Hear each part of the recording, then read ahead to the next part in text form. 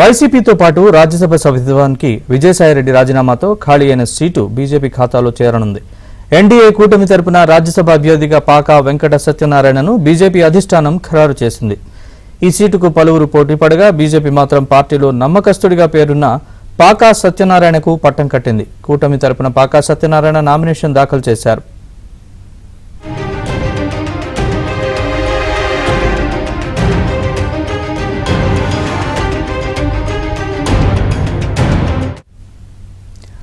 పశ్చిమ గోదావరి జిల్లా భీమవరానికి చెందిన సత్యనారాయణ ప్రస్తుతం ఏపీ బీజేపీ క్రమశిక్షణ సంఘం చైర్మన్ గా ఉన్నారు. బీసీ వర్గానికి చెందిన ఆయన దాదాపు 45 ఏళ్లుగా బీజేపీ జెండా మోస్తున్నారు.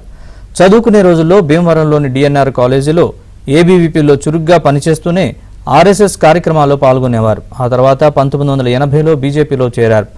భీమవరం పట్టణ పార్టీ అధ్యక్ష పదవితో పాటు జిల్లా, రాష్ట్ర స్థాయిలో పలు హోదాల్లో పనిచేశారు.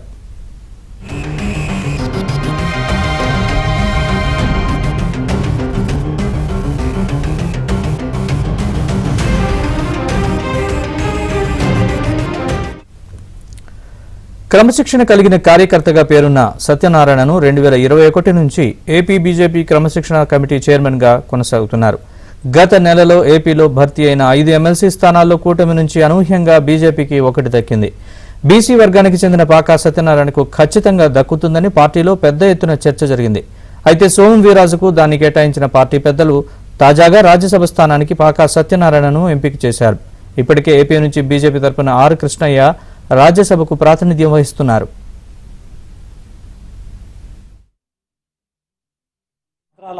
సుదీర్ఘ రాజకీయ జీవితం కలిగినటువంటి నాకు భారతీయ జనతా పార్టీ అత్యుత్తమైనటువంటి సభకి నన్ను సభ్యుడిగా ఎంపిక చేసి నా యొక్క సేవల్ని గుర్తించడం ద్వారా ఈ సమాజానికి 2 స్పష్టమైనటువంటి సందేశాలను ఇవ్వడం జరిగింది.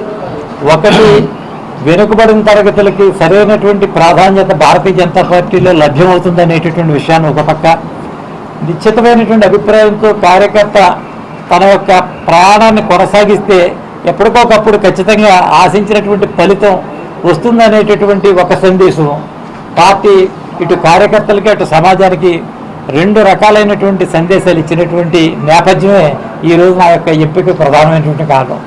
ఈ ఎంపికకు సంబంధించి నాకు ఈ రాష్ట్రంలో వండుకున్నటువంటి ముఖ్యులైనటువంటి వ్యక్తులందరూ కూడా ఏకాభిప్రాయంగా నా పేరు ప్రస్తావించడం అన్నది నాకు రాజ్యసభ సభ్యత్వం కంటే కూడా అదే నాకు చాలా గొప్ప విషయం అంతర్గతంగా.